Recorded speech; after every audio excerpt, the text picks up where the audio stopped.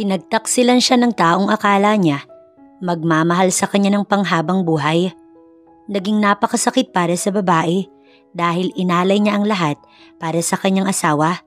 Kaya naman, pinangako niyang pagagapangin niya ang buong pamilya nito sa hirap para makapaghiganti. Ating alamin ang buong kwento. Isang patakaran sa buhay mag-asawa na manatili sa loob ng tahanan ng babae habang ang lalaki naman ang siyang naghahanap buhay. Ang bulok na katwirang ito ang kinalakhan ng karamihan, lalo na ang mga Pilipino.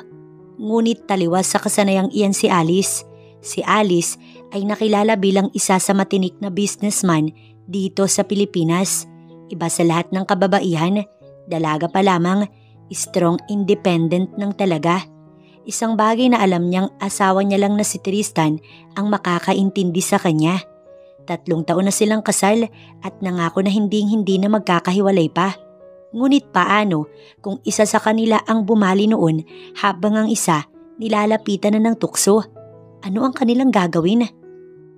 Malalakas na pagbayo at magkakasunod na himig ng kasalanan ang umiibabaw sa kwartong nirentahan ni Tristan kasama ang kanyang sekretarya na dati pang may gusto sa kanya.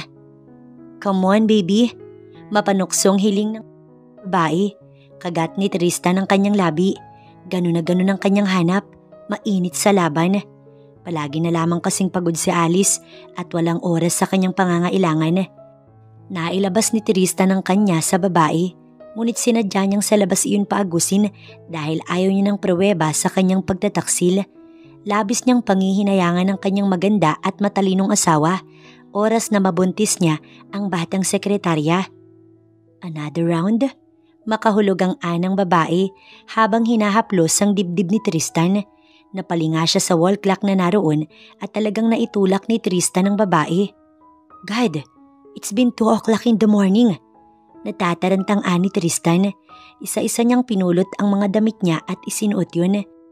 Tatawa-tawa ang kanyang sekretarya dahil batid niyang napasaya niya si Tristan kaya nalimot nito ang oras ng kanyang uwi. Nagmamadaling dinrive ni Tristan ang kanyang kotse pa uwi. Patay ang ilaw maliban sa sala. Siguro ay dahil sa pag-aantay ni Alice. Hihinga-hinga siya sa kaba dahil baka nandoon sa sala ang kanyang asawa. Pagbukas niya ng pinto, nakahinga siya ng maluwag nang wala doon si Alice. Umakyat siya diretso sa kwarto tsaka pumasok. Inabutan niyang taimtim na natutulog si Alice sa kama. Hindi na nag-half bath pa si Tristan. Sa halip ay nahiga na siya sa tabi ni Alice. Nandun ang awa sa kanyang asawa pero nandun din ang tanong ni Tristan kung paano naman ang kanyang pansariling kasiyahan. Labis siyang nalulungkot sa kanyang pagtataksil kaya't niyakap niya na lamang si Alice. Nagbabaka sakali siya na sa ganoong paraan makabawi siya kay Alice. Anong oras kang dumating? Ani Alice nang magising siya kinabukasan. Nakayakap si Tristan sa kanya habang pinagmamasdan ang mukha niya. Maaga. Mahinding ang tulog mo kaya hindi na kita ginising. Ani Tristan, pasensya ka na. Busy ako nitong mga nakaraang araw. Alam mo naman may hinahabol ang company ko. Ngumiti si Tristan at hinagka ng noo ni Alice. Palagi ako magiging okay.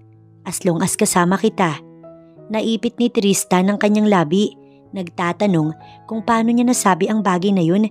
Gayong nakakaya niya ngang makipagniig sa iba. Alice POV. Napapadalas ang pagiging busy namin ng asawa kong si Tristan kaya halos wala na kaming oras para sa isa't isa. Love, aalis na naman ako. Malambing ang bawat kataga na binibitiwan ng aking asawa. Yakap niya ako sa kanyang mga bisig habang mahigpit ang pagkakakulong sa kanyang katawan. Alam ko naman yun, alam ko. Kaya lang si Daddy ang nagtalaga sa iyo na pumunta doon. Tiningala ko siya at malungkot na mukha niya ang aking nakita. Kinakailangan niya kasing umalis para sa panibagong business na pinapatayo ng kanyang daddy. Mag-iingat ka palagi dito. Uuwi din ako agad. Aniya, tsaka hinag ka ng noo ko. Tumango ako at maya-maya, nagring na ang kanyang cellphone. Malamang na si daddy niya iyon. Malaki ang tiwala ng daddy ni Tristan sa kanya. Kaya siya talaga ang pinagkakatiwalaan. Hindi ako mahigpit sa aking asawa. Kahit nga cellphone niya hindi ko sinusubukang silipin dahil buo ang loob ko kung gaano niya ako kamahal. 7:00 umalis si Tristan habang ako ay ngayong 10:00 pa lang. Sobrang daming project at tulog na 4 na oras lang talaga ang nagiging pahinga ko. Drive ang sarili kong kotse nang tumungo ako sa company. Matatamis na ngiti at mataas na paggalang ang ibinibigay sa akin ng aking mga empleyado. Isang bagay na pinagmamalaki ko. Pagdating sa office, inabutan kong naroon si Maximus, Vice President ng aking company. Hindi ko alam kung ano ba ang nais niya sa akin. Mula din siya sa kilalang pamilya at talagang magaling humawak ng negosyo. Kaya nga ganoon na lamang ang pagtataka ko kung bakit pa siya nag-i-stay sa akin. Nandyan ka na pala. Nakangiting saad ko. Tumango siya. Nagdala ko ng coffee. Napatingin ako sa mesa ko kung saan naroon ang Starbucks coffee. Kapansin-pansin ang pagbagsak ng katawan mo. May dinaramdam ka ba? Aniya sa akin. Hindi. Alam na alam mo namang naging busy tayo nitong mga nagdaang linggo. Nakangiting wika ako rito. Naupo ako sa aking mesa. Yung asawa mo, okay naman ba ang pagsasama nyo? Nakuha niya ang atensyon ko sa tanong niyang iyon. Oo, maayos kami. Maayos na maayos, Max. Wika ako rito. Umiti siya pero ang kanyang mata nakatuon sa labi ng baso at nilalaro ang kanyang daliri doon. Umalis ba siya? Napakurap ako pero sa pagkakataong iyon, hindi ko na nagustuhan ang kanyang sinambit. Ano bang gusto mo? Bakit kailangan mong itanong sa akin ang mga bagay na yan? Kumunot ang aking noo. Gusto ko lang malaman kung saan siya pumunta. Kung ano ang pangalan niya sa akin. Gray. Banta ako sa kanyang apelido. Tandaan mong ako ang boss mo at empleyado lang kita. Itinaas ko ang aking tono para siya'y pigilan pero ngumisi lang siya sa akin. I'm just worried about you, President Gaza. Tumayo siya sa sofa at kinuha ang kanyang kape. Gusto lang kitang tulungan. Huwag kang magdadalawang isip na tawagan ako kung sakali na magbago ang isip mo. Dahil kung may makakatulong man sa'yo, walang iba kundi ako. Aniya tsaka lumabas na. Naging palaisipan sa akin ang mga sinabi ni Max. Kilala ko siya at halos 2 taon na din siyang nagtatrabaho sa akin. Sa tagal ng panahon ay ngayon lamang siya nangahas na magtanong ng mga ganoon kasensitibong tanong sa akin. Nang pumasok ako sa conference, dala ko ang aking kape na dinala kanina ni Max. Palagi siyang nasa meeting, maliban ngayon, kaya naman nanibago ako. Sinimulan ko ang aming meeting tungkol sa mga proposal nila kung paano mas matutugunan ng mabilis ang demand ng mga tao. Isang cotton company kasi ito, talagang nauubusan na kami ng materyales para makagawa ng bulak. Bakit hindi tayo magpatulong kay Mr. Gaza? Yun ang unang tanong para sa akin. Si Tristan ang kanilang sinasabi. Malaki din kasi ang koneksyon ni Tristan at malaki ang maitutulong sa amin. Pero hindi pwede ngayon si Mr. Gaza dahil nasa bakasyon siya. Lahat kami napatingin sa pagbukas ng pinto. Nandun si Maximus. Kumunot ang aking noo. Ano naman kaya ang nais niyang palabasin? Mr. Gray, kung gayon ay anong nais mong palabasin? Nagtataray na saad ko. Kung nais mong madinig ang aking sasabihin ay sa opisina ko tayo mag-usap. Aniya, tsaka tumalima. Ngumiti ang ibang tao doon. Kilala nilang antipatiko si Maximus pero hindi nila alam na napakakulit nito pag kaming dalawa lang. Sabi ko nga, ngayon lamang siya nagkaganyan. Bagay na labis kong ipinagtataka. Sige na, Miss President. Bilib ako kay Gray, kaya tiwala ako na may katuturan ng sasabihin niya kaysa sa ating pag-uusapan sa ngayon. Anang pinakamatanda sa amin, kaya tumango na lang ako. Kahit naglalakad pa lamang ako'y nagtatanong na ang isip ko kung ano nga ba ang sasabihin at kailangan pang sa opisina niya. Ako ang nagbukas ng pinto at obviously, hinihintay niya rin ako base sa kanyang ngiti. Mukhang seryoso ka talagang matuldo ka ng suliranin ng kumpanya mo. Nakangising Aniya. Come on Max, sabihin mo na lang ang gusto kong madinig. May halong pagkairita ang aking tinig. Hindi ko gusto ang paraan niya ng pagngisi sa akin. Okay, chill. Ngumisi siya. Bala kong tulungan ng company mo with my own. Alam mo naman siguro na kilala din sa Pilipinas sa mga magulang ko. Kaya kahit hindi ko sabihin, alam ko dapat yun. Sinabi mo na. Sarkastikong wika ko pero tinawanan niya lang ako. Nagsusungit. Palibhasa'y may gusto siyang malaman. Hayaan mo, Ipapakausap ko si Daddy sa'yo para kayo ang makapag-usap. Wala na akong dahilan para makinig pa sa kanya dahil nadinig ko naman na ang gusto niya kaya tumalima na ako. And for another thing, yun ang nagpahinto sa akin about Mr. Gaza. Anong magiging reaction mo kung sasabihin kong wala siya sa business na pinaalam niya sa'yo? Maniniwala ka ba sa akin? Naging seryoso ang kanyang mata. Stop it, Mr. Gray. Hindi ako natutuwa. Pero may proof ako. Nagbakasyon nga siya pero hindi related sa business na pinaalam niya sa'yo. Tingin mo nagsasabi ako ng totoo? Makahulugang tumingin sa akin ang kanyang mata. Kung hindi naman pala, bakit mo ako ginugulo? Please, tigilan mo na, Gray. Mag-focus tayo sa trabaho natin. Saad ko pero binuksan niya ang drawer niya at may kinuha siya doon. Kaya ka natatakasan ng baliw na yun eh. Masyado kang tutok sa trabaho mo. Aniya sa akin, kasabay noon nang bigla niyang ihagis sa mga litrato sa ere at isa lang ang malinaw doon. Mga litrato iyon ng asawa ko at ng kanyang sekretarya. Pinulot ko yung nag-iisang litrato na nakatalikod sa akin. Pagtingin ko, halos manggilid ang aking luha. Nasa loko ang aking bibig. Tinignan ko si Max at talagang seryoso siyang nakatingin sa akin. Paano mong nagawa ang mga bagay na to? Anong gusto mo mula sa akin? Gusto mo kong saktan? Hindi ko napigil ang aking luha hanggang sa tuluyang bumagsak yun. No, hindi yun ang gusto ko. Gusto kong gisingin ka mula sa malalim mong pagkakatulog, Alice. Ikaw ang pinakamatatag na babaeng nakilala ko at hindi mo deserve na danasin ng mas matagal pa ang mga bagay na ito. Aniya pero umiling ako. Ayoko masaktan ka. Dugtong pa niya. Pero nasasaktan niya na ako. Oo, alam kong karapatan kong malaman ng lahat pero sana hindi ko na lang nalaman. Alice, gumising ka. Mali na mag-stay sa piling niya habang nagpapakasaya siya sa iba. Ani Max, pero tumalima na ako. Pakiramdam ko'y nawala ang lahat ng lakas ko dahil sa aking mga nalaman. Madaming naglalaro sa isip ko, tulad na lamang ng mga pagkukulang ko sa aking asawa. Pero sa kabilang banda, nandun ang punto na hindi sapat na dahilan ng kakulangan para hanapin mo yun sa iba dahil madaming paraan para matugunan ng isang kapareha ang maliit na kakulangan. Umuwi ako sa bahay, bagay na ikinagulat ng mga kasambahay ko dahil naabutan ko silang nag-uusap ng tungkol sa akin. Nakakaawa si Ma'am Alice. Alam naman natin kung gaano niya kamahal si Sir, pero ang lalaki nga naman, titikim at titikim ng ibang putahe. Yun na lamang ang inabutan kong topic nila. Mukhang aware din sila sa nangyayari sa akin at ginagawa ni Tristan.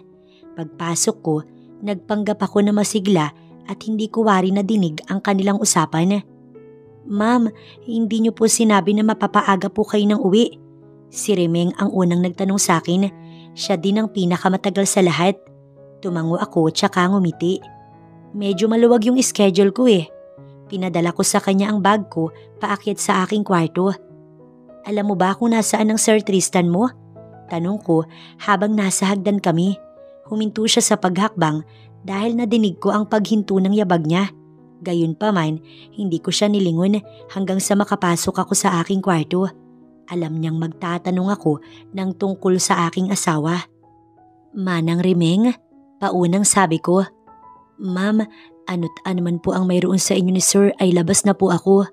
Giit niya pagpasok.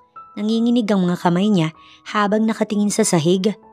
Isipin mong sa lagay ngayon ay mag-isa na ako dahil wala naman ang Sir mo, Remeng. Sabihin mo, anong alam mo tungkol sa asawa ko? Ma'am, aniya, tsaka tumingin sa akin. Bakas ang takot at matinding kaba sa kanyang mata. Ma'am, wag na lang po ako. Aniya sa akin, pero masama ko lang siyang tinignan. Madalas po akong makakita ng pulang lipstick sa kanyang damit. May pabango din pong pangbabae na humahawa sa polo niya sa tuwing maglalaba ako ng suit niya. Bakit hindi mo sinabi kaagad sa akin? Tanong ko sa kanya. Alam kong hindi niyo po lipstick iyon dahil hindi naman kayo nagpupula pero ayoko din pong makailam sa pagsasama niyo. Valid ang kanyang rason kaya tumango na lang ako. Gusto kong mapag-isa. Gusto kong magkulong. Ang matatag na babaeng sinasabi ni Max ay unti-unting nawawala. Kinain ako ng takot at lungkot. Madalas akong tawagan ni Max sa mga nagdaang araw pero bukod sa business, Wala na akong ibang ibig pang pag-usapan. Binilin ko ang kumpanya kay Max dahil kahit ang sarili ko, hindi ko na maasikaso. Hanggang isang umaga, sinadya ako sa bahay ni Max. "Ma'am, nariyan po si Sir Max sa labas. May nais daw pong ibigay sa inyo." Ani manang riming, inayos ko ang aking sarili pero hindi ko na ninais pang mag-ayos dahil si Max lang naman ang nandoon. Bumaba na ako. Medyo nagitla ako nang abutan ko siya sa sofa. Malayo ng itsura niya sa dating Max na aking kakilala. Hindi ako mahigpit sa aking mga empleyado tulad na lamang ni Max noon. Vice siya ng company pero hinahayaan kong humaba ang buhok niya base sa kanyang gusto kaya't katakatakang putol na iyon. Lalo siyang gumuwapo sa bago niyang hairstyle. "Kamusta?" Aniya sa aking nakangiti. "Okay lang naman." "I'm glad to say na naresolbahan ko na ang problema mo. Pwede ka nang bumalik sa company. Baka kasi umalis na din ako kaya wala na nga hawak nun." Malungkot na aniya sa akin. "Anyway, nagdala ako ng flowers at vitamins para makatulong sa iyo kahit papaano. Malaki ang binagsak ng katawan mo kaya nag-aalala ako sa iyo." Dahil sa sinabi niyang yun, napaisip naman ako, si Tristan kaya? Nag-aalala din kaya sa akin? 2 buwan na mula nang umalis siya at sa 2 buwan nga na iyon, hindi niya man lang ako natawagan. "Salamat sa effort mo pero sana hindi ka na nag-abala pa." Wika ko pero tinanggap ko pa din ang kanyang dala. "Nanibago ko sa itsura mo." Tipid akong ngumiti sa kanya. "Oo, required kasi ito kay Daddy. No wonder kung bakit madami kang loyal na employee. Mabait ka kasi sa kanila't maluwag pa. Dun ka lang medyo pumalpak sa asawa mo." Napatawa pa siya. "Isa ka na yata doon. Salamat sa mahaba mong pagtitiis."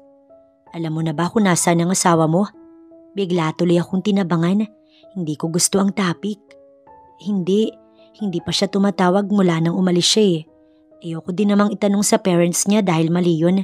Ako na asawa kaya marapat lang siguro na dapat mas alam ko, hindi ba? Kuha ko ng kanyang simpatya. Tumingin siya sa akin at puno iyon ng awa. "Paano kung sabihin ko sa'yo na may alam sila? Ano ang gagawin mo?" Napakurap ako. Hindi ko inaasahan na sasabihin niya rin yun. Parang sumisikip ang aking dibdib. "Pero wag kang mag-alala. Malay natin hindi, di ba? Tsaka malapit na din siyang umuwi. Kung sakali na kailangan mo ng karamay, darating ako para sa'yo." Aniya tsaka tumayo na. "Max," tawag ko sa kanya at huminto naman siya. "Sabihin mo, ano pang hindi mo alam? Bakit mo ginagawa ang mga bagay na ito? Bakit mo ko tinutulungan?" Nakangiti siya nang lumingon sa akin. "Sasagutin ko ang lahat ng yan.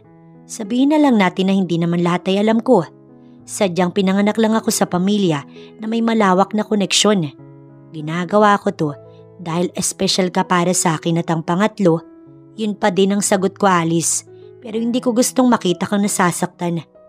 "Paano? Mauuna na ako." Pinanood ko siya hanggang sa humakbang siya palabas. Madalas siyang pumunta dito at kamustahin kayo at ito pa lamang ang unang beses na ginusto niya kayo makita.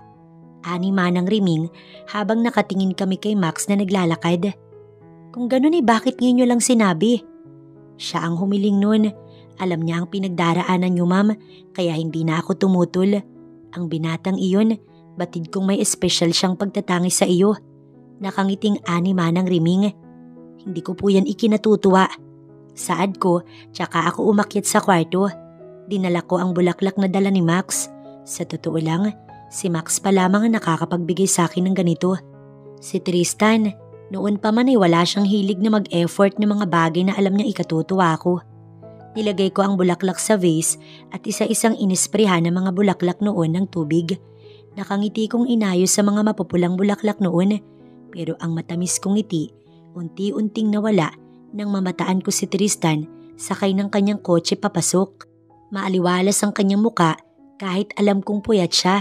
Siguro'y malayo din ang pinanggalingan niya kasama ang kanyang sekretarya. Hinanda ko ang aking sarili dahil anumang oras magkakaharap kami. Huminga ako ng malalim hanggang sa unti-unti ko nang nadinig ang pagbukas ng pinto. Hindi ako lumingon at nanatili ako nakaharap sa salamin naming bintana. "Wife?" Malambing ang tinig na aniya na nagpaluha sa akin.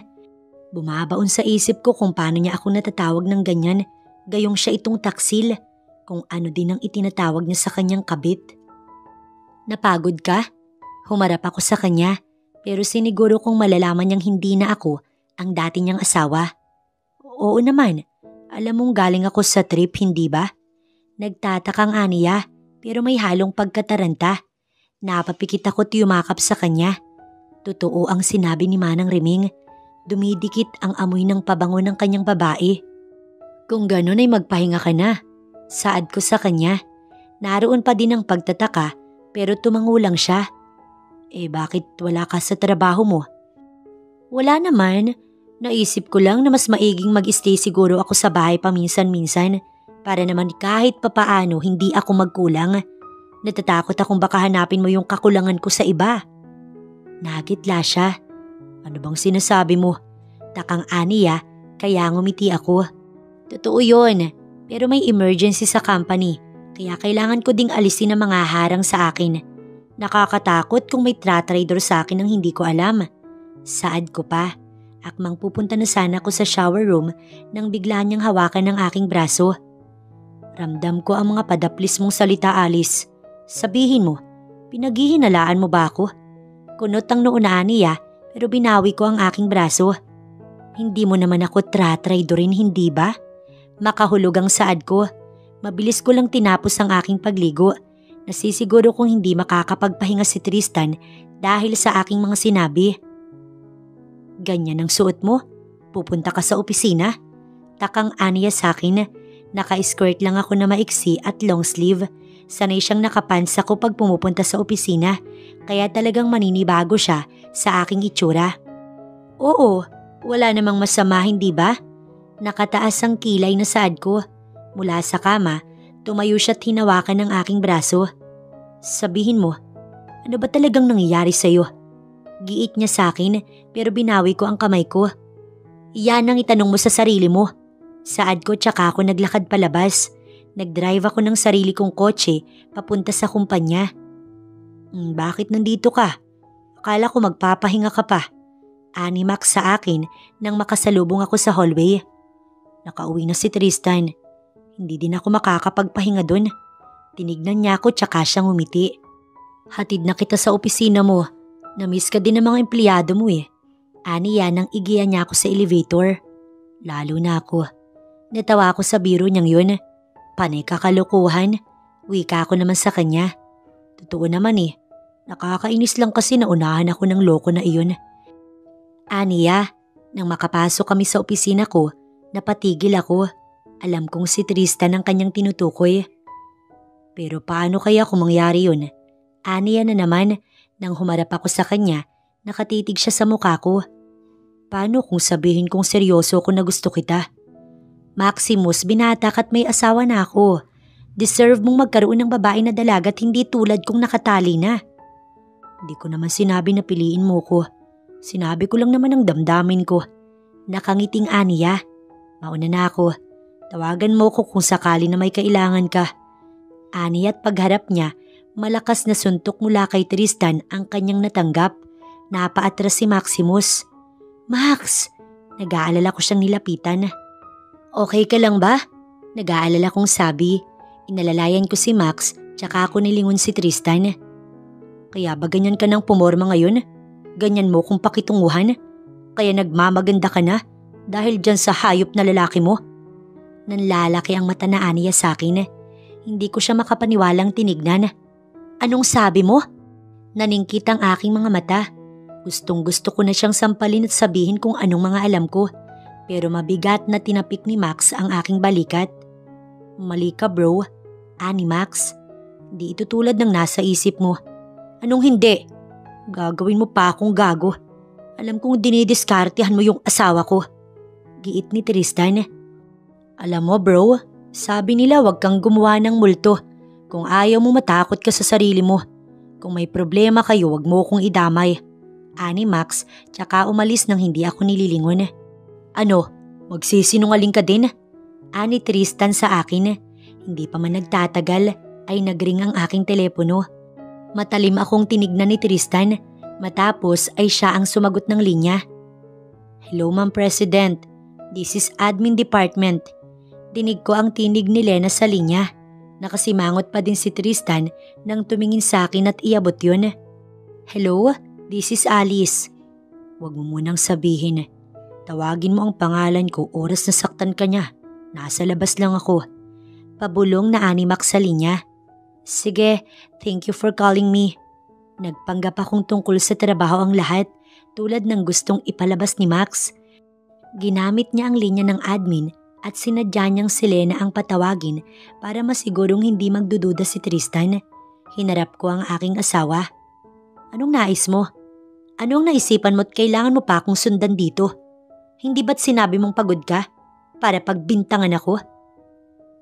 Hindi bintang ito, Alice. Nakita ko kayo.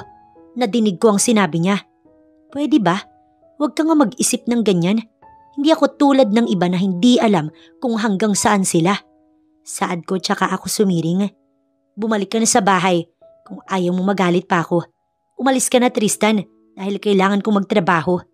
Saad ko tsaka ako naupo sa aking swivel chair. Alice, ano ba kasing nangyayari sa'yo? Parang lutang na aniya. Ang pawis at ang puyat niyang mata ang nagpapabaka sa kanya para magmistulang desperado. Kilala mo ko, mali ka ng intindi. Wika ko tinignan niya ako kaya ganun din ang ginawa ko. Tumayo ako at hinaplos ang kanyang pisngi. Please, umuwi ka na para makapagpahinga. Wika ko sa kanya. Mukhang kahit papaano, nahimasmasan siya. Kaya maya-maya lang din, tumango naman siya. I'm sorry, sige. Uwi na ako pero promise me, di ka didikit sa lalaki na iyon. Please, wife. May inis sa akin dahil sa mga kalokohan niya. Iniisip niyang gagawin ko din sa kanya ang mga ginagawa niya sa akin. Pero kailangan kong umakto na susundin ko siya kaya tumango ako. Hinintay kong makaalis siya. Ilang minuto naman ang nakalipas nang pumasok si Max. Mabuti naman at napigil mo ang sarili mo. Saad niya sa akin. Lalo mo siyang hindi mahuhuli kung ipagtatapat mong alam mo ang lahat. Salamat sa iyo Max pero pakiusap. Wag na wag mo na ako lalapitan, pakiusap. Wika ako sa kanya. Nabanaag ko ang malungkot niyang mata pero wala kaming magagawa. Hindi namin maaaring ipilit dahil hindi pa kami hiwalay ng aking asawa. Pero Alice, di ba? Kaagad ko siyang pinutol. At kung sakali mang maghiwalay kami, hindi na siguro ako kukuha muli ng bato na ipupukpok sa aking ulo. Salamat sa concern, Max. Nagbaba siya ng tingin at lumabas na rin ang aking opisina. Ilang araw ang lumipas at talagang naglaylo si Tristan sa pag-uwi ng madaling araw. Si Max naman tuluyang nag-resign kaya kung dati ay busy ako, ngayon ay mas naging busy ako dahil wala na si Max. Labis ko nga pinagpapasalamat na inayos niya ang lahat bago siya umalis kaya kahit paano gumaan ang aking trabaho ko sa tuwing Sabado at Linggo. Oh, wala pa ang sir nyo? Tanong ko. 6:00 na ng gabi nang makauwi ako. Usapan namin magdi-dinner date kami sa bahay at siya ang magluluto. Umakyat ako sa kwarto at obviously nakauwi na siya kanina dahil sa amoy ng pabango niya. Halatang nagmamadali din siya dahil hindi niya naayos sa mga drawer. Napalinga ako sa vanity dresser ko kung saan nakapatong ang phone niya na naiwan. Nilapitan ko iyon at binuksan. Bumungad sa akin ng text message ni Paula, ang kanyang sekretary, at niyaya siya nito na makipag-date kahit sa isang maliit na restaurant lamang. Ma'am, saan po kayo pupunta? Saad sa akin ni Riming nang magkasalubong kami sa hagdan. Hindi ko siya pinansin. Sa halip ay dinrive ko ang kotse ko papunta sa resto na nasa po ni Tristan. Pumasok ako doon at talagang nakita ko silang masayang magkasama. Pinicturan ko sila gamit ang cellphone ni Tristan. Mabilis lang din akong umalis at napagdesisyon ng pumunta sa isang club para maibsan ang aking lungkot. Hindi ko naman inasahan na magsasalubong muli ang aming landas. What are you doing here? Ani Max sa akin. Hindi ko siya sinagot. Sa halip ay kumuha ako ng bakanting upuan at umorder ng tequila. Sumunod sa akin si Max. Payag akong ipagtabuyan mo. Pero wag sana ngayon please. Aniya sa akin. Anong meron ako't ganyan ako kahalaga sa iyo? Malungkot na nasambit ko. Lahat ng meron sa iyo ay mahalaga para sa akin, kaya wag mo nang itanong yan. Higit pa sa isang diamante ang tingin ko sa iyo, Alice. Bumagsak ang luha sa aking mata. Pero bakit hindi niya makita ang aking halaga? Bakit siya na pinangakuan ko sa harap ng altar? Nagagawa akong lokohin. Nagagawa niya akong pagmukaing tanga. Inakap ako ni Max habang hinahaplos ang aking likod. Tahan na. Nasasaktan ako, Alice. Stop crying. Ramdam ko ang sensiridad sa kanyang mga kataga. Dumating ang aking order. Hindi ako malakas uminom pero nakaisang bote yata ako sa sama ng loob. Kahit si Max, medyo madami na ding nainom pero nakukuha niya pang ngumiti. Nilapitan kami ng waiter. Ma'am, sir, gusto niyo po bang magpabook ng room? Anang waiter sa amin. Sige, 2 rooms kung may available pa. Naku, isa na lang po kasi ang available, sir. Tumingin sa akin si Max. Kung ganun, uuwi na lang ako at susunduin kita bukas. Mukhang kaya ko pa namang mag-drive. Kakamot-kamot na Anya. Palipasin mo muna yung nainom mo. Baka may sofa sa loob nun. Kung pwede dun ka na lang. Saad ko, nag-aalala din kasi ako para kay Max. Baka maaksidente pa siya. Sige, kung okay lang sa'yo. Namumula ang pisngi na Anya. Iginiya kami ng waiter papasok sa kwarto. Malaki naman at mukhang hindi naman kami magkakailangan ni Max. Pagpasok ko, nakaramdam ako ng pagkahilo kaya napahawak ako sa pader. Mabuti na lamang at naaalalayan din ako ni Max. Okay ka lang ba? Nag-aalalang Anya sa akin. Oo, okay lang naman ako. Saad ko sa kanya. Napatingin ako kay Max sa labi niyang mamula-mula. Alice? Tawag niya sa akin nang mapansin niya ang pagtitig ko pero hindi ko siya inalintana. Hinagkan ko ang labi ni Max. Alam kong pagsisisihan ko ito pag umampat na ang alak sa akin pero natatangay na ako. Alice, tawag niya sa akin tsaka siya umatras. Hindi tama ito. Hindi pa kayo tapos ng asawa mo. Saad niya pero hindi ko siya pinakinggan. Hinagkan ko si Maximus hanggang sa bumigay siya. Hanggang sa tumigil siya kakasaway sa akin. Kalaunay nagustuhan niya rin ang halik ko pero matapos nun, unti-unti na akong kinakain ng panghihina. Bumagsak ang aking katawan sa bisig ni Max. Pikit ang mata ko pero ramdam ko ang pag-iingat niya sa akin nang buhatin niya ako para ilapag sa kama. Alam kong balang araw, lahat ng yan ay malalagpasan mo. Mahal kita, Alice. Bulong ni Max tsaka hinagkan ng aking noo.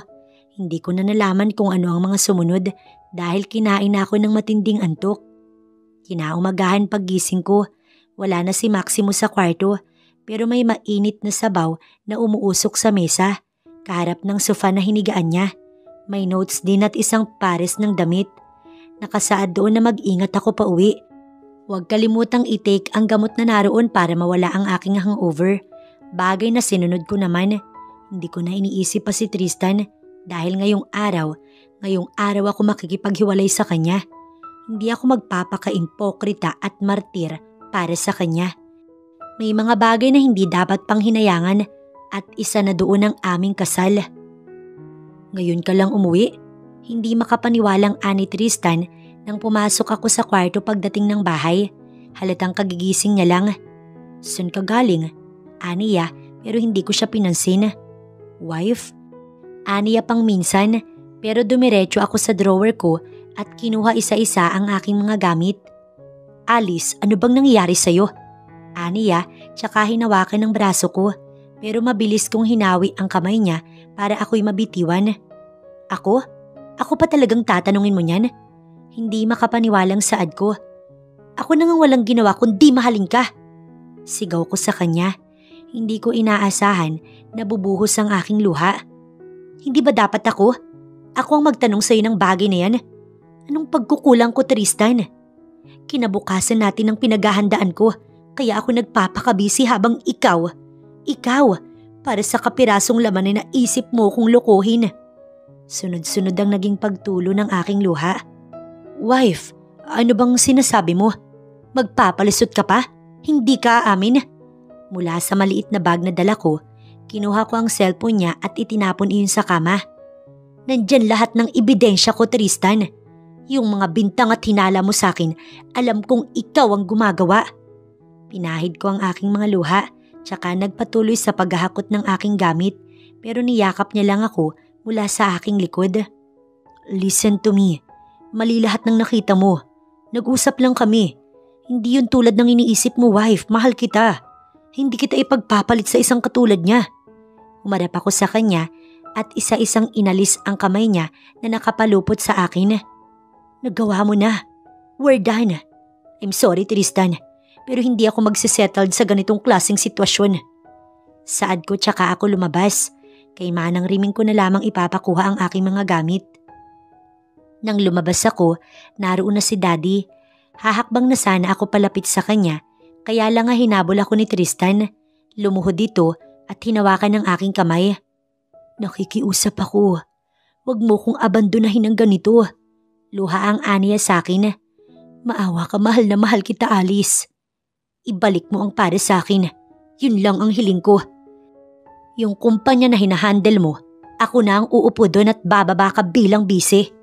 Saad ko pero lalo siyang nagmakaawa. Kahit ano kunin mo na lang sa akin, please. Huwag lang akong iwan, Alice. Mahal na mahal kita. Aniya pero malakas na puwersa ng bisig ni Daddy ang nagpakawala ng kamay ko sa kamay ni Tristan. Estupidong ambisyoso. Aniya kay Tristan. Wala pa akong kinukwento kay Daddy. Sinabi ko lang sa kanya na pumunta sa bahay at tulungan ako maghakot. Pero base sa mga nadinig niya, tiyak niyang alam niya na kung bakit ko siya pinapunta dito. Iginiya ako ni Daddy sa kotse niya hanggang sa makasakay siya. Inantay namin ang mga gamit ko na maisakay sa likod ng kotse. Ang ibang mga kasambahay ay nagiiyakan sa pag-alis ko pero wala akong ibang magagawa.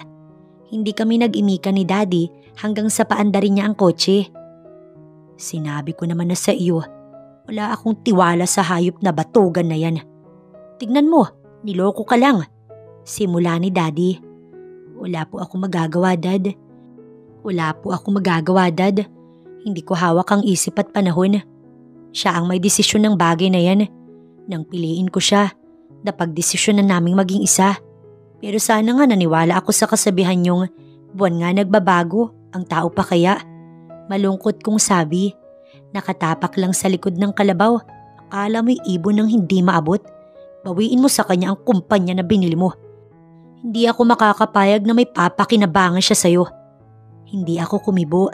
Nakakalungkot dahil hindi ganito ang aking inaasahan. Kung sana yung bata ko yung ginusto mo. Aba, baka kahit 3 may apo na ako sa iyo. Gatong niya pa. Isang dahilan kasi kaya siya tumutol noon sa kasal namin ni Tristan ay dahil sa manok niya daw na napipisil niya para sa akin. Tao na hindi ko naman nakilala kailanman. Pagdating sa bahay, sinalubong ako kaagad ni Mami ng mahigpit na yakap. Diyos ko, ang baby ko, umiyak ka ba? Nasaktan ka ba? Aniya habang hinahaplos ang aking pisngi. Parang pumayat ka naman yata, anak. Ma'am, okay lang po ako. Alam kong hindi yan totoo. Madalas ka daw umiyak at palaging stress. Ang walang yamong asawa. Isipin mo naghahanap buhay ka na nga tapos siya susundot-sundot lang sa dalahira niyang sekretarya. Hindi ako makakapayag na gaganyan-ganyanin ka niya. Talagang papatayin ko siya. Ani Mami tsaka tumingin kay Daddy.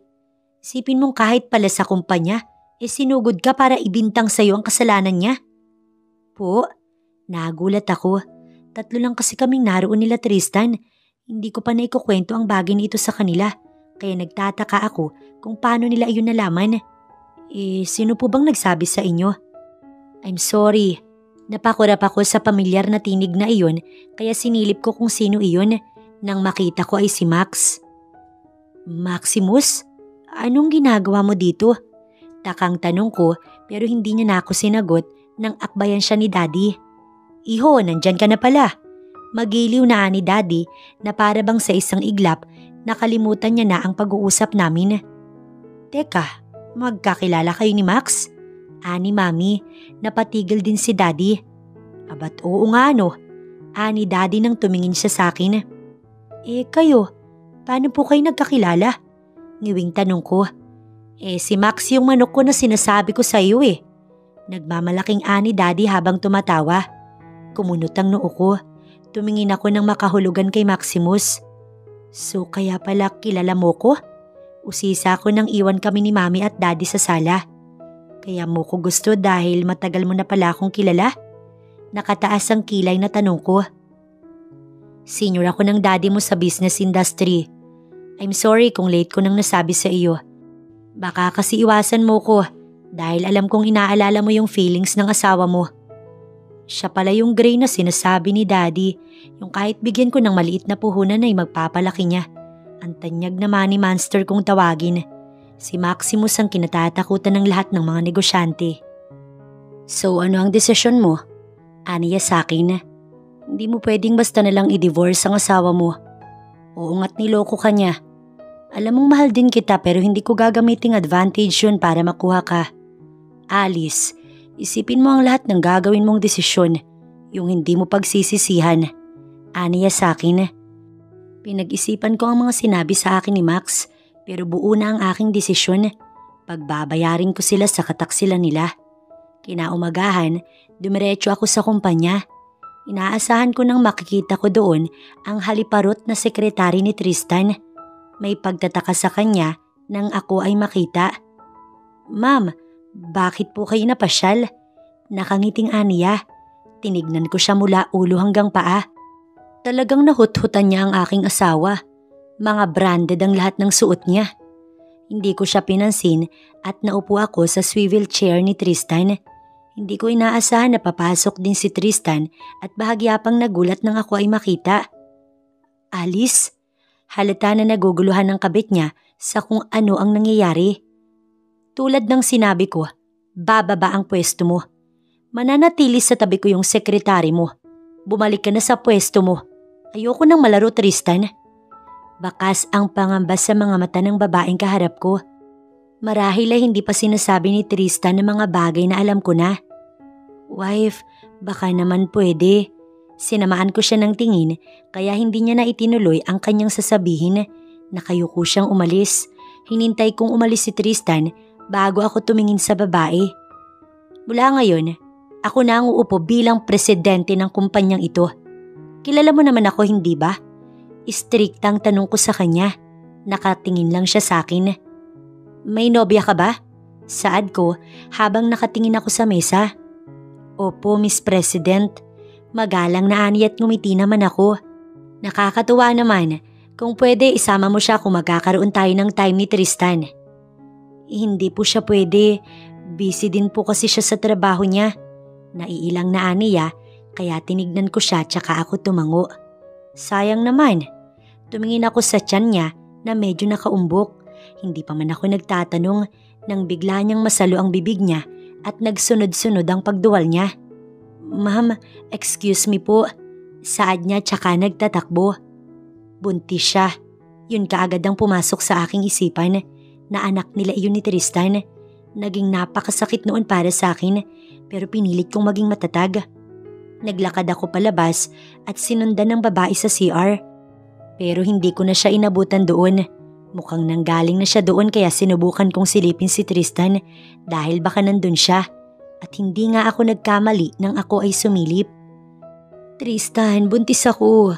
Yun yung dapat na sasabihin ko kaya lang hindi mo sinasagot ang mga tawag ko. Anang babae habang nakatayo sa harapan ng mesa na kinauupuan ni Tristan. Buntis? Paula, hindi pwede. You know that I am married. Giit ni Tristan. Napaluha ako. Mukhang wala na ngang pag-asa na maayos pa kaming talaga dahil buntis na ang kabit niya. Tristan, hindi mo naman pwedeng gawin sa akin to. Ginusto natin to eh. Giit ng babae. Oo, pero mahal ko ang asawa ko kaya hindi kita pipiliin. Ipalaglag mo yan. Kasal ako, Paula. Kahit kasuhan mo ko, itatanggi ko lang yan. Nang hindi ko na natiis, kumatok na ako.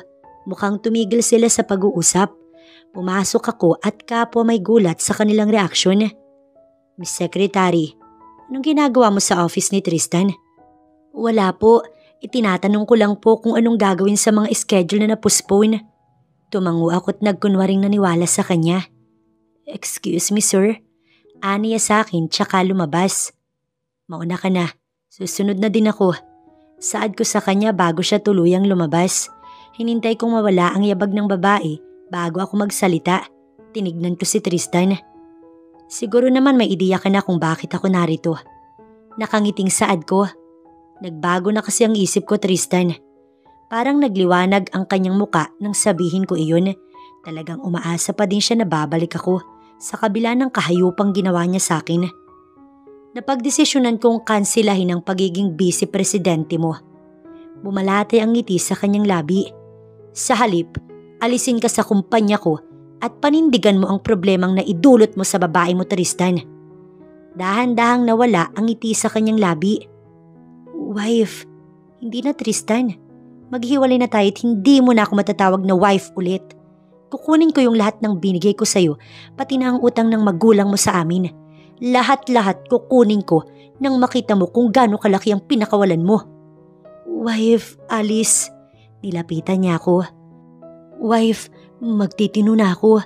Hindi ko naman siya gusto eh. Nasilaw lang ako. Maawa ka sa akin sa aking pamilya. Tinignan ko siya ng walang mababakas na awa. Maawa? Bakit? Naawa ka ba nung panahong nagkakandako ba ako habang ikaw nagpapakasarap? Nagpaparaos sa babaeng iyon? Tatawagan ko ang daddy mo at kakausapin ko siya. Umalis ka na sa tinatapakan ko dahil inaalisan na kita ng karapatan. Saad ko tsaka ko siya iniwan doon. Bumalik ako sa opisina at naroon nga si Paula na matyagang nag-aantay. Base sa mga inakto mo kanina, mukhang nagdadalang tao ka. Nag-aalangan siyang tumingin sa akin at tumango. Opo, sagot niya sa akin. Hindi ko alam kung dapat ba kitang i-congratulate o ano. Alam mo Paula, kahit hindi mo sa akin sabihin, ang asawa ko wala siyang maitatago sa akin. Sarkastiko akong umisi.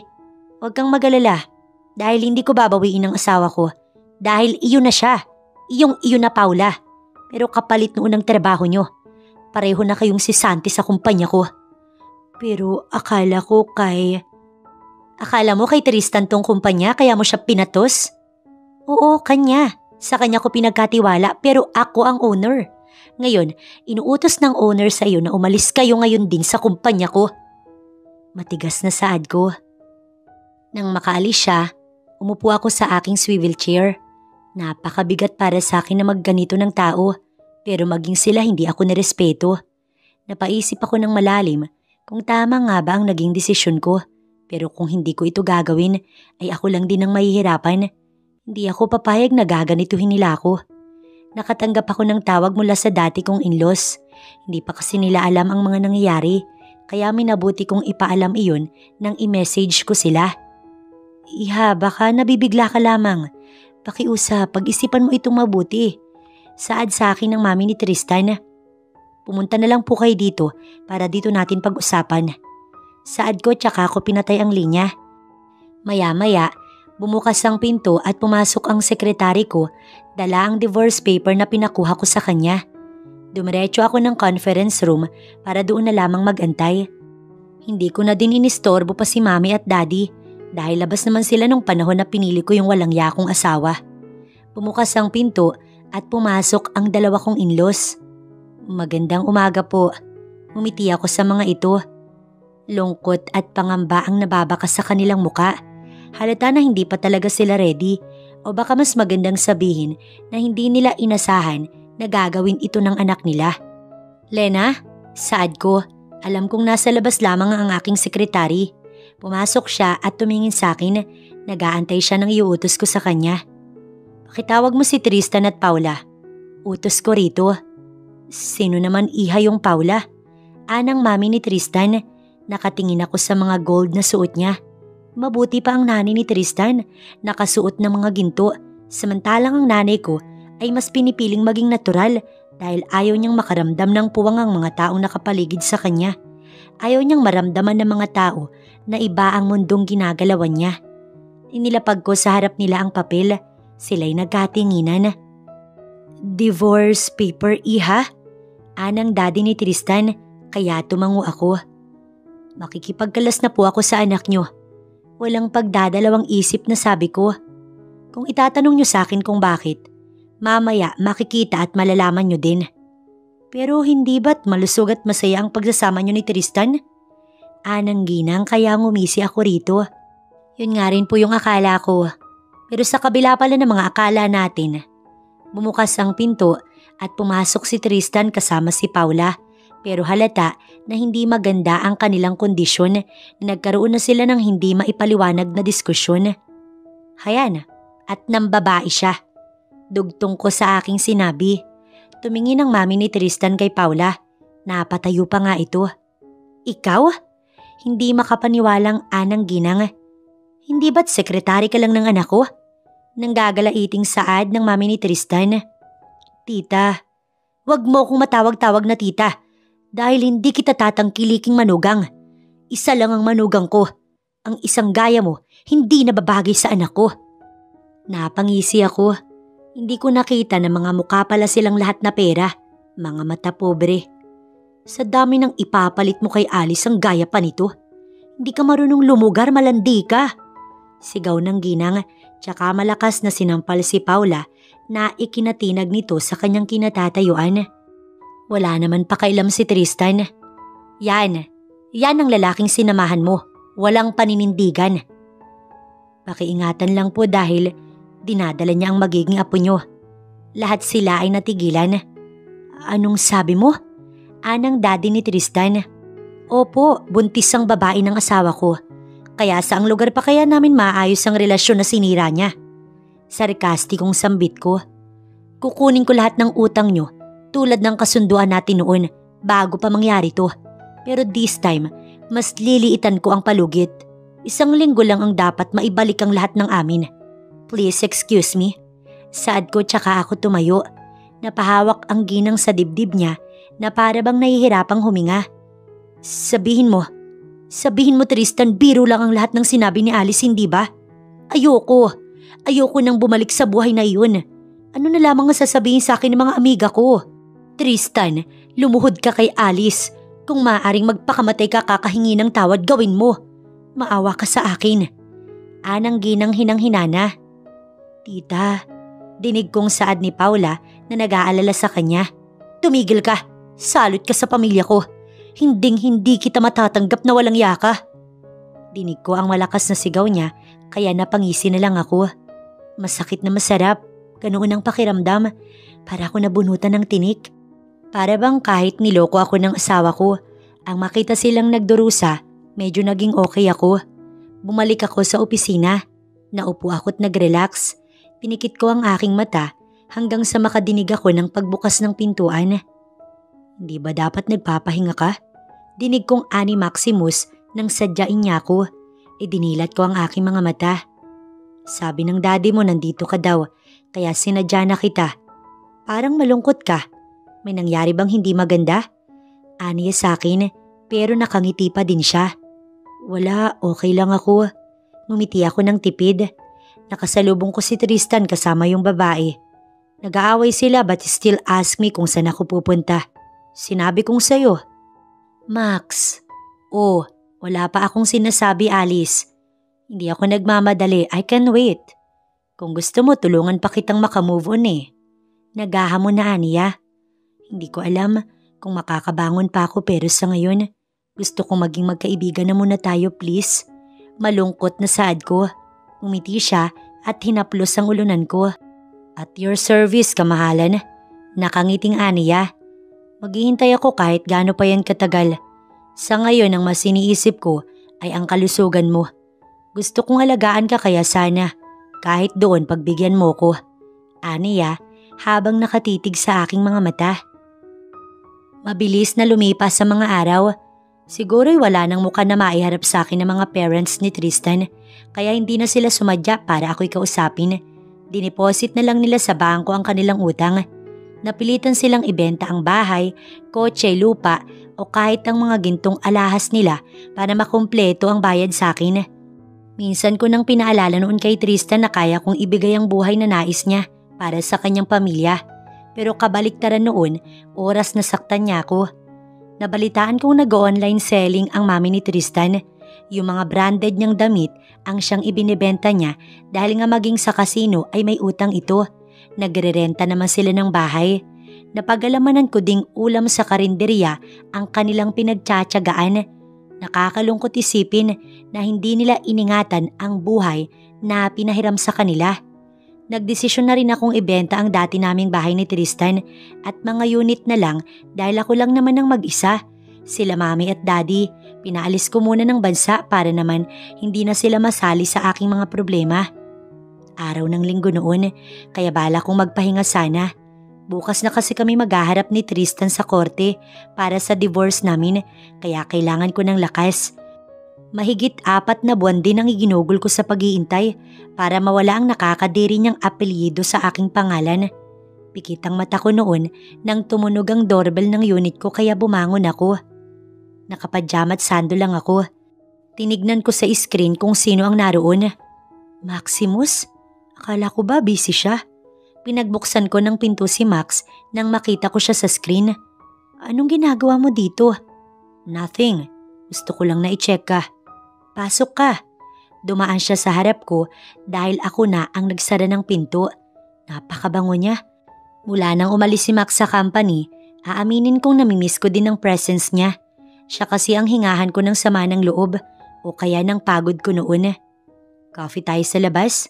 Huwag kang magkulong dito. Pinagdadamot mo naman sa akin ang sarili mo. Nakangusong aniya kaya napahagikgik ako. Nakakapagod maglakad eh. Katwiran ko, tsaka ako naupo sa sofa. Gusto mo ng juice? Mas gusto kita. Nakangiting banat niya kaya umikot ang mata ko para siya'y siringan. Masasabi kong okay na ako. Hindi ko alam kung bakit. Oo, napakabilis. Pero dahil na din sa sakit na dinulot sa akin ni Tristan, kaya ako mabilis na napalayo sa kanya. Samantalang si Max naman ay tinulungan talaga akong bumangon tulad ng pangako niya noon. Yung totoo kasi, ipaggagawa nga kita eh. Samahan mo na lang ako mag-coffee. Ilang araw din kitang hindi nakita. Busy ka kaya ayokong istorbohin ka kaya please, tara na. Nakalabing aniya. Sige, maglibang ka na muna dyan at gagayak ako.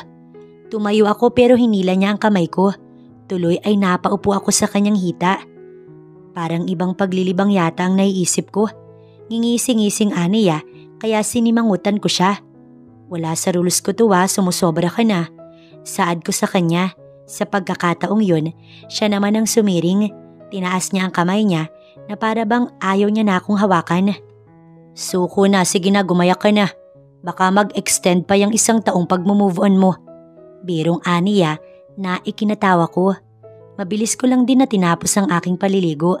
Simpleng dress lang ang sinuot ko at light na makeup lang din ang inapply ko sa mukha ko. Pagbaba ko ay nakapikit na si Maximus habang nakaunat sa sofa. Max? Max? Tawag ko sa kanya pero mukhang malalim ang kanyang pagkakatulog. Yumuko ako at pinagmasdan ang mukha niya. Ang isang gwapong tulad ni Max, hindi ko naisip na magkakagusto sa babaeng nakatali na katulad ko. Naging mabait siya sa akin, simula pa lang nung una kaya ayokong sayangin ng pagkakataon na nagkaroon ng gaya niya sa buhay ko. Sabi ng iba, palipasin daw muna ang mahabang panahon bago kumilala ng bago bilang paggalang sa memories na binuo nun. Siguro depende na lang sa sitwasyon. Ako kasi parang hindi ko na mahihintay pa ang panahon na yun. Parang nagkakagusto na ako kay Max. Napasinghap ako nang siya'y dumilat. Titig na titig sa akin ang brown niyang mga mata. Bakit ka nakatitig sa mukha ko? Kinakabisa mo ba ang bawat detalye? Nakataas ang kilay na aniya pero maya-maya'y ngumisi din tsaka hinaplos ang pisngi ko. You are the most wonderful gift I ever had in my life. Masuyong aniya. Be with me forever, my Alice. Masuyong aniya. Para bang may mahika ang bawat salita niya at siya lang ang nakakapag-utos sa akin.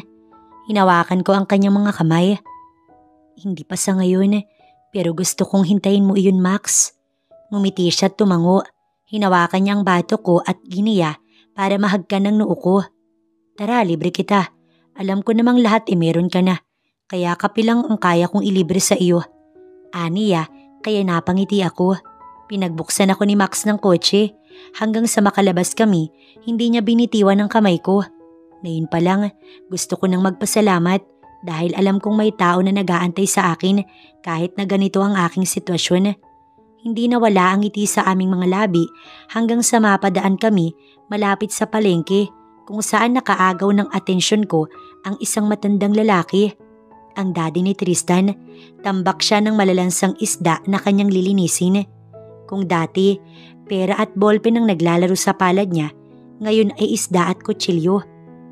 Hindi ka dapat makonsensya. Sila ang pumili ng ganyang kapalaran. Wala kang kasalanan, palagi mong isipin yan. Ani Tristan sa akin nang pisilin niya ang kamay ko. Tinignan ko siya tsaka ako tumango. Pero pwede ko ba siyang abutan kahit konting tulong? Tanong ko kay Max. Oo naman.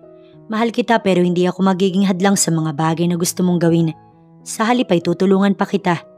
Aniya, tsaka bumaba at pinagbuksan ako ng pinto ng kotse. Kayo pala. Medyo mabigat ang tinig nito. Nilayo niya sa amin ang kanyang paningin. Anong ginagawa niyo pa dito?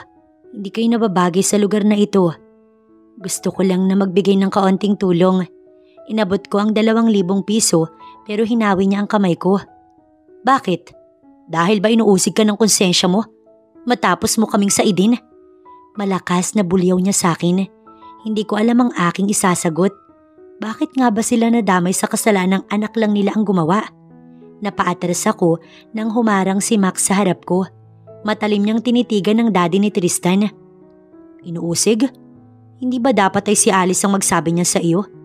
Ginamit niyo ang pera at karangyaan ng pamilya niya para makapagpasarap. Matapos nang maningil siya, ay siya pa ang dapat na tumanaw ng utang na loob sa inyo? Hindi ba parang kalapastangan iyon, mister? Walang bahid kahit kaunting pagpapakumbaba kay Max. Huwag mo kong pagmalakihan bagito dahil wala ka sa istorya nang mangyari ang mga bagay na iyon. Giit ng daddy ni Tristan kaya napahalakak si Max. Hindi ka kasi palalabas ng bahay, mister. Kaya natitiyak kung hindi mo ko nakilala dahil kung oo ang sagot, malamang na wala kang lakas na loob na harapin ako. Wika ni Max, maging ako'y naguluhan. Puno ng misteryoso ang mundo, kaya hayaan mong bawasan ko ito para sa iyo. Nakangiting wika ni Max. Gray ang apelyido ko at 4 sa mga pasugalan ng aking ama ang tinakbuhan. Tingin mo, bagito pa din kaya ako kung sasabihin kong baon ka din ng utang sa akin? Alam kong kahit hindi sabihin ng daddy ni Tristan, napahiya siya kay Max. Nag-iwas ito ng tingin at mukhang wala na kaming balak na kausapin kaya minabuti ko nang hatakin si Max papalayo doon. I'm sorry, hindi ko gustong bastusin siya. Hindi ko lang kaya na may kahit isang babastos sa iyo. Iingatan kita, Alice. Masuyong ani Max kaya ngumiti ako at hinaplos ang kanyang braso. Salamat sa iyo, Maximus. Malapit lang pala ang bagong bukas na coffee shop na sinasabi niya. Bakit dito? Nakangiting tanong ko. Kakabukas lang, libre ang karamihan at 40% discount naman ang mga mamahaling kape.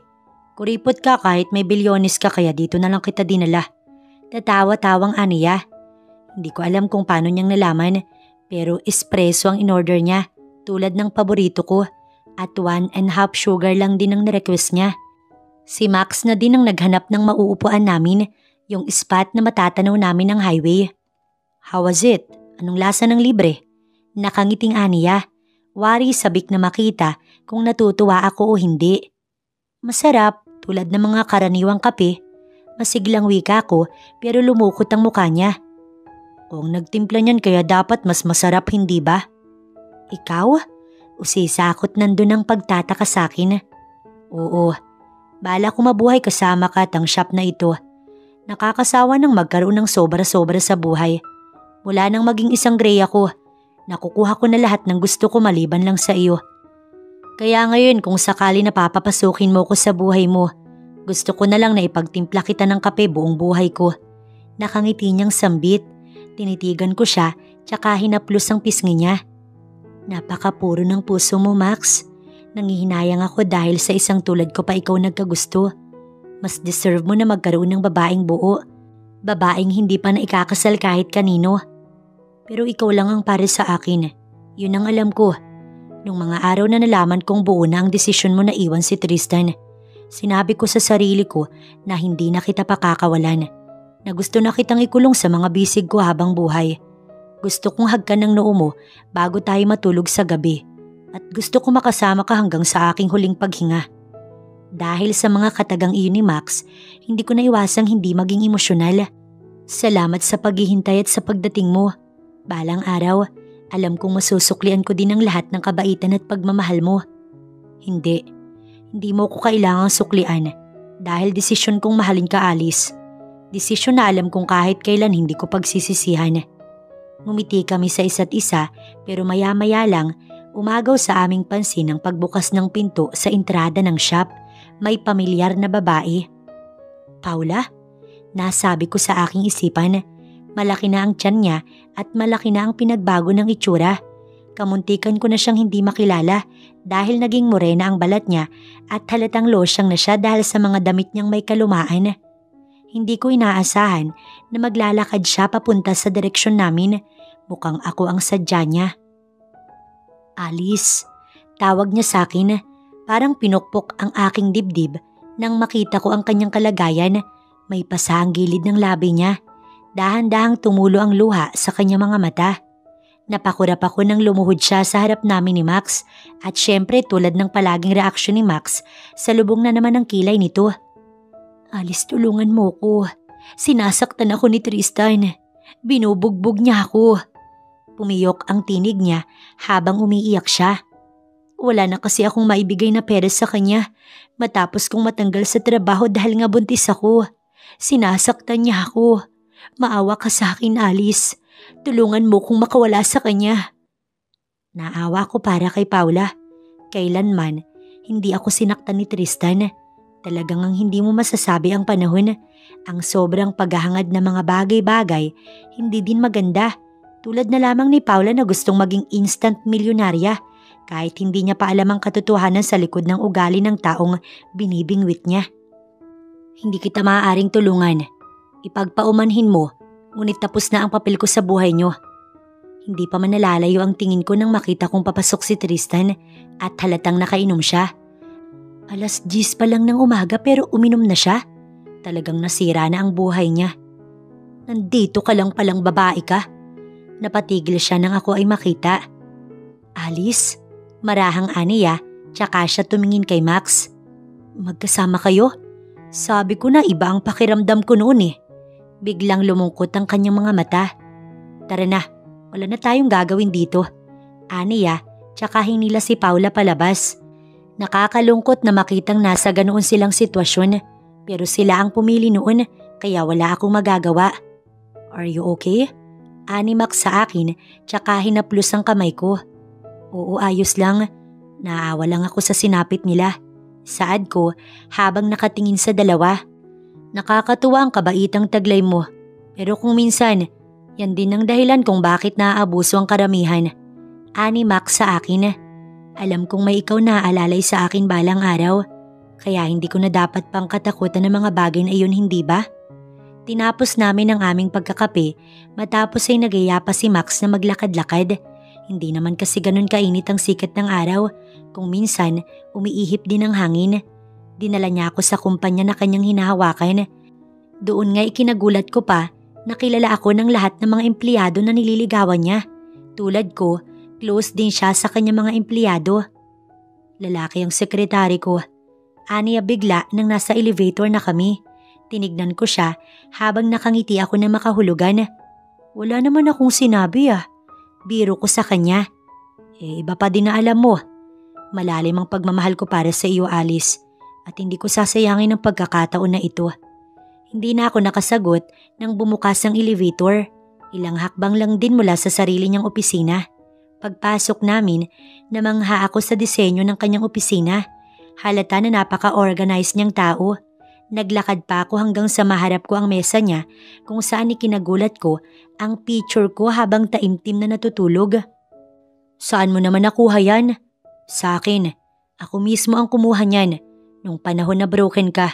Nakatulog ka sa pag-iyak at hindi mo na malayang pumasok ako sa room mo. Inirequest ko kay Aling Riming kung pwede ba kitang makita. Saad niya na ikinatuwa ng aking puso. Para ba akong maiiyak? Gusto kong itanong sa Diyos kung anong nagawa kong tama para bigyan niya ako ng katulad ni Max. Alice, why? Bakit? Nag-aalalang aniya tsaka hinaplos ang aking pisngi. May nasabi ba akong hindi maganda? Aniya pero umiling lang ako habang patuloy sa pag-iyak ang aking mga mata. Tumingked ako para maabot ang kanyang labi. Alam kong nagulat siya pero hindi ko yun inalintana. Bukal sa loob kong hinagkan siya habang may luha sa aking mga pisngi. Max, tawag ko sa kanya nang bitiwan ko ang kanyang labi. Max, akin ka na simula ngayon. Alice, hindi ako nagmamadali. Ayokong pagsisihan mo sa huli. Pag-isipan mo ng maayos please. Aniya, pero umiling lang ako. Napag-isipan ko na. Napag-isipan ko na Max. Ikaw na yung pinipili ko kaysa sa sarili ko. Hindi ko inaasahan na tutulo ang luha sa mata ni Max. Sa tuwa, nayakap niya ako ng mahigpit. Yakap na hindi ako nasaktan. Sa halip ay mas naramdaman ko ang sinsero at kaligtasan sa kanyang mga bisig. Maghapon kaming nandoon sa loob ng opisina niya hanggang sa masilayan namin ng sunset. Nakayakap si Max mula sa likod ko habang sumasayaw kami sa kanyang himig. Nakangiti ako habang dinadama ang mainit na presensya ni Max. Mabilis na nagdaan ng mga araw, linggo at buwan, naging busy kami sa kanya-kanya naming buhay ni Max pero hindi ko naramdaman ng puwang at kalungkutan sa aking puso. Palagi akong chinecheck ni Max o kaya ay tinatawagan. Pag naman hindi niya ako nakakasabay kumain, nagpapadeliver na lang siya ng pagkain sa akin. Tulad ngayon, hayan at nagre-ring na naman ang aking cellphone. Bungad ko habang pinipirmahan ng ilang mga papers na dinala ng sekretary ko para sa panibagong building na ipapagawa namin. Nag-lunch ka na? Hindi pa, maaga pa naman. Nakangiting sagot ko. Bagaman sa phone lang kami nagkakausap, nagiging pahinga ko na din ang magandang tinig ni Max. Huwag kang magpapalipas ng gutom. Saktong bumukas ang pinto ng opisina ko at pumasok si Max dala ang bouquet ng bulaklak at paper bag kung saan nakalagay ang pagkain na para sa akin. Ibinaba niya ang kanyang cellphone. How are you, love? Tanong niya sa akin kaya tumayo ako para siya'y salubungin. Busy all time. Saad ko tsaka ako yumakap sa kanya. Kinuha ko ang flowers at inamoy yun kaya siya'y napatawa. Mukhang inaasahan niya na iyon kaya pabango niya ang inispray niya doon. Para tumatak lalo ang amoy ko. Birong aniya sa akin na ikinatawa ko naman. Tara, maupo ka. Saad ko sa kanya. Hinawakan niya ang braso ko at naupo sa sofa. Hinila niya ako paupo hanggang sa makaupo ako sa kanyang hita. Binalot niya ako sa mga bisig niya tsaka inamoy-amoy ang likod ko. God, napapapikit na aniya. Ingatan niyo po palagi ang babaeng ito. Para niyo na din akong pinatay. Oras na mawala siya sa akin. Bubulong-bulong na aniya. Kinikilig ako. Masasabi kong sa lahat yata ng kababaihan, ako na ang pinakamaswerte dahil may Max ako na talagang mahal na mahal ako. I sell my company.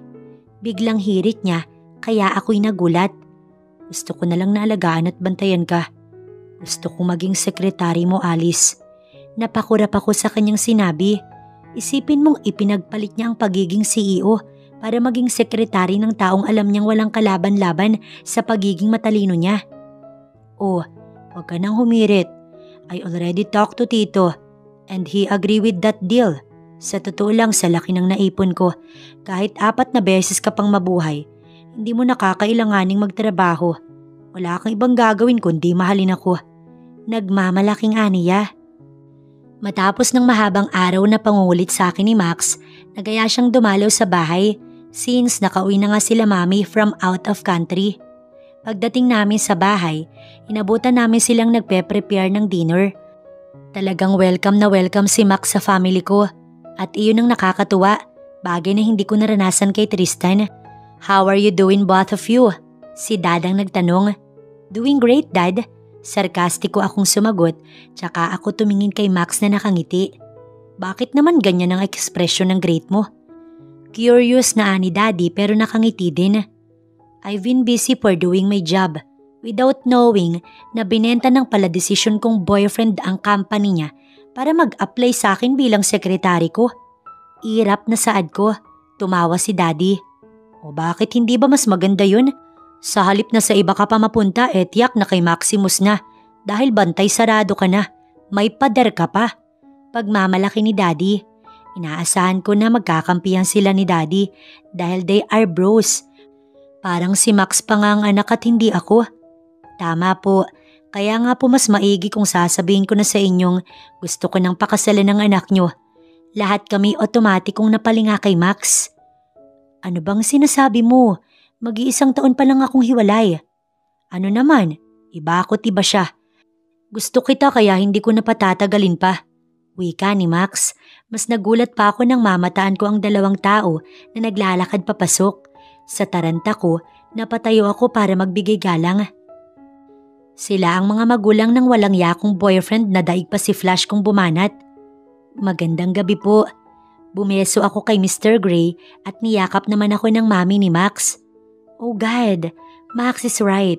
You're so beautiful, daughter. Aniya sa akin, tsaka tinapik-tapik ang likod ko. Nilingon ko si Max sa kabila ng mahigpit na yakap ng mami niya at talagang ngiti-ngiti siya. It's a pleasure to meet you, Mr. Gray. Ani Daddy matapos ang mahaba naming pagyayakapan. Please have a seat. Nako, huwag ka nang maging formal na masyado sa akin. Anang Daddy ni Max. Malapit nang ikasalangan ako sa anak mo. Namula ako sa sinabing iyon ng Daddy ni Max, lalo na nang tumingin ito sa akin. Para bang nakikita ko na si Max pagtanda niya. Kamukhang kamukha niya ang daddy niya. Huwag mong masyadong titigan ng daddy ko. Nandito ako sa tabi mo. Isa pa'y siloso ko. Bahala ka. Hahalikan kita sa harap nila. Pananakot sa akin ni Max na ikinapula ng aking pisngi. Huli ko na tuloy napansin na nasa amin na pala ang lahat ng kanilang atensyon.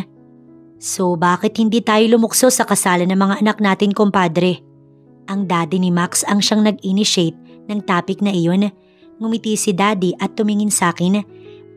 Malaki na ang anak ko at masyado nang matindi ang kanyang karanasan para hindi pa ubaya sa kanyang desisyon na yan. Bagaman ikinagagala kong maging sampid sa pamilyang Gray, ay rerespetuhin ko pa din ang desisyon ng aking anak. Ani Daddy, natouch ang puso ko. Pinisil ni Max ang kamay ko na para bang sinasabing ito na ang pagkakataon ko para sumagot sa kanila. Tumikhim si Max nang hindi ako magsalita.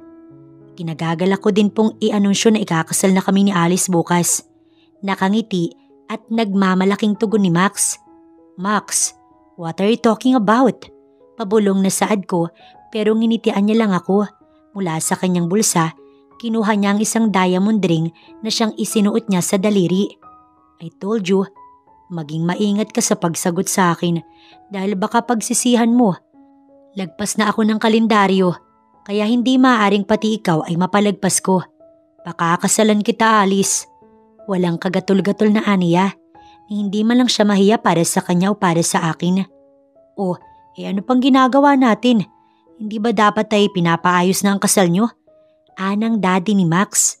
Ang tanong ay pumapayag naman kaya? Si Daddy naman ang nagtanong pero itinaas ni Max ang kamay ko kung saan naroon ang singsing. Subukan niya pong hindi pumayag. Kikidnapin ko ang anak nyo. Pinapasok niya na ako sa buhay niya, kaya tanging kamatay na lang ang magpapahiwalay sa akin. Walang magagawa kahit 10 track pa ng divorce paper ang ihain mo sa akin. Ibahin mo ko, Alice. Nakangising ani Max. Ramdam ko naman ang senseridad sa mga sinabi ni Max at mukhang wala na talaga ako magagawa pa.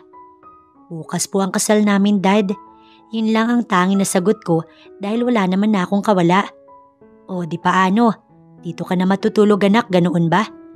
Wika ng Daddy ni Max. Napangiwi ako. Talagang nilalakad na niya ang anak niya sa akin. Hindi, Dad. Gusto ko pa ding sundin ang karaniwang ginagawa ng mga kinakasal. Makakapaghintay ako. Wika ni Max. Napailing ang daddy niya pero nandoon ang pagiging proud. Maya-maya lang din, nagpaalam na sila sa amin. See you tomorrow. Inaasahan kong ikaw ang pinakamaganda bukas. Kung sa bagay kahit naman ngayon. Hirit niya kaya hinampas ko ang braso niya ng marahan. Panay kakalukuhan. Mag-iingat ka pa uwi. Hindi ka naman lasing pero napakakulit mo. Wika ako rito. Ngumiti siya at hinag ka ng aking noo. Mag-ingat ka, excited na ako bukas. Good night, wife. Pahabol na aniya tsaka tumalikod sa amin. Hinintay pa namin nila mami na makaalis sila. Bagaman minalas ka sa una, masasabi kong maswerte ka na sa pangalawa. Ani Mami habang hinahaplos ang aking balikat. Si Mami na ang nag-asikaso ng mesa habang ako'y umakyat dahil kailangan ko daw ikondisyon ang aking sarili para sa biglaang kasal na inanunsyo ni Max. Di na nga din ako nakatanggap ng text message mula sa kanya dahil pagod na din yun. Kinaumagahan ay maaga akong nagising pero mas maaga pa din pala si Mami. Pagbaba ko'y nakahanda na ang mainit na tea. Ganito pala ang pakiramdam na alam mong bukal sa loob ng mga magulang mo ang pagpapakasal na gagawin nyo. Inumin mo muna ito ng mainitan ng sikmura mo. Ani Mami, maya-maya'y pumasok si Daddy, dala ang malaking box, kasunod ang 3 babae sa likod niya na may kanya-kanyang gamit na gagamitin para ako'y ayusan. Ito daw ang gown na pinagawa ni Max. Ani Daddy nang iabot iyon sa akin. Hindi na dapat ako magulat dahil si Maximus yun at isa siyang gray. Itong kasal nga na wala akong kaplano-plano'y nasukol niya ako. Ito pa kayang gown na kayang-kaya niyang ipagawa. Umakyat na po tayo sa taas. Magsha-shower lang ako saglit. Wika ko. Nakakatuwa po si Mr. Gray. Kahit kami binigyan niya kami ng invitation. Pinagmamalaki niyang ikakasal na siya sa pinakamamahal niyang babae. Nakangiting saad ng isa habang nasa hagdan kami. Naku, kinulit ba kayo? Pasensya na ha. Saad ko pero nagtawanan lang sila. Hindi po, nakakatuwa po si Mr. Gray. Alam po namin kung gaano niya kayo kamahal. Anang isa. Hindi na lang ako kumibo dahil nahihiya rin ako. Hindi naman kasi ako showy na tao kaya hinayaan ko na lang. Nag-half-bath lang ako dahil hindi ko pwedeng basain ang buhok ko. Naupo ako kaharap ng vanity ko at doon na nga nila ako inayusan. Masaya kaming nagtatawanan. Kung minsan ay tinatanong nila ako kung bakit ko daw nagustuhan si Max, gayong mayaman naman daw ako at tiyak na kahit international model o artist, pakakabingwit daw ako dahil sa ganda. Hindi ko iyon sinagot dahil matagal nang nasagot ng puso ko kung bakit si Max ang aking pinili. Si Max ang lalaking hindi nga papangarapin ng lahat dahil hindi naman siya ganoon kagwapo sa pisikal na kaanyuan. Pero ang puso niya, puno ng kabutihan. Wala nga ang itsura niya kumpara kay Tristan. Pero paulit-ulit kong pipiliin si Maximus. Kung sakali na maibabalik nga lang ang mga sandali, ay mamabutihin kong siya ang piliin kaysa sa iba. Dahil si Max, walang hangganan ng kanyang pagmamahal. Dahil sa malalim kong pag-iisip, napatitig na lamang ako sa salamin nang makita ko ang aking sarili. Totoo nga ang sinabi ni Max kagabi. Mukhang ako talaga ang magiging pinakamagandang babae sa araw na ito. Ibinilin po ni Mr. Gray na gawin kayo mas maganda sa lahat. Sana po nagustuhan niyo ang ayos niyo. Oo naman gusto ko. Gustong gusto ko. Nakangiti kong wika. Nagpatulong na din ako sa kanila na makapagsuot ng gown dahil may kahabaan yun. Beige ang napili niyang kulay na may mga beads na teardrop at pearl. Ma'am, hindi lang po basta design ng mga bato na iyon. Totoong mga diamond at perlas ang lahat ng yan. Si Mr. po mismo ang nagpa-customize at pumili ng mga bato na iyan. Pagmamalaki ng designer na siyang nag-alalay sa akin kung paano ko iyon masusuot ng maayos. Umakyat si Mami at iginiya ako palabas ng kwarto. Nandun na daw kasi si Daddy sa labas at nag-aantay sa amin. Nakahiwalay ako ng sasakyan sa kanila. Gusto lang daw talaga nilang masiguro na maayos akong aalis ng bahay. Nilapitan ako ni Daddy nang pasakay na ako sa kotse. Hinaplos niya ang gilid ng aking pisngi. Hindi na ako lalapit sa inyo mamaya sa aisle. Dahil ginawa naman ni Max ang nararapat kahit hindi ko sabihin.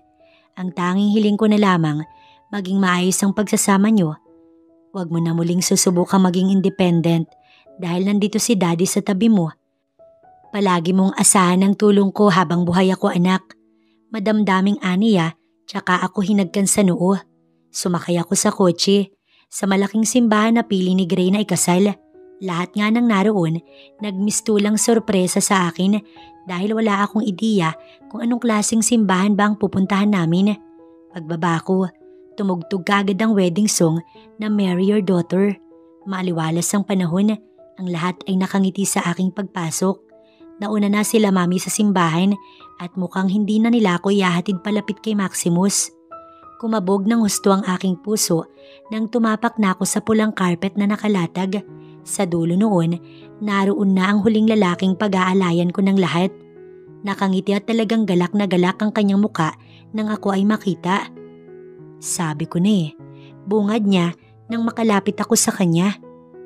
Anong sabi mo na? Amoy may mabubuntis agad. Halakhak niya ang bumalot sa loob ng simbahan. Hindi kita titigilan. Mahaba-haba din ang tiniis ko. Wika niya sa akin. Mr. Gray, lalaki ako't naiintindihan kita. Ani Father, kaya lang nasa simbahan tayo. Maaari bang isang tabi mo muna iyan? Ani Father, kaya napabungis-ngis si Gray habang tumatawa naman ang karamihan. Sige Father, pero kung pwede pakibilisan lang din. Talagang napakakulit niya. I pronounce that you are now a husband and wife. Congratulations. Ani Father na lalong ikinatawa ng karamihan. Umayos ka Mr. Gray. Walang pera-pera sa seremonyas. Sermon pa nito kaya lumabi si Gray. Maya-maya lang din inanunsyo ng kasal na kami.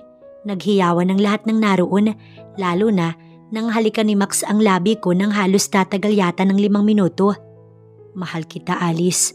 Masuyong aniya habang nakatitig sa aking mga mata. Alam ko't ramdam ko kahit hindi mo sabihin. Salamat sa pag-ahon sa malalim na putik na akala ko hindi ko na malalampasan. Wika ko kaya hinagkan niya ang noo ko. Mag-i-emote pa nga sana si Max kaya lang dinumog na kami ng mga tao para i-congratulate. Hindi naman ako hinayaan ni Max na maipit dahil to the rescue ang bisig niyang nakaikot ngayon sa akin. Nakangiti lang ako habang pinapanood ang pagkataranta niya para lang ako'y maalalayan. Ngayon, pwedeng-pwede ko nang ipagkatiwala ang aking sarili sa kanya dahil alam kong karugtong na ng pangalan ko ang apelyido niya na poprotekta sa akin sa kahit anumang bagay.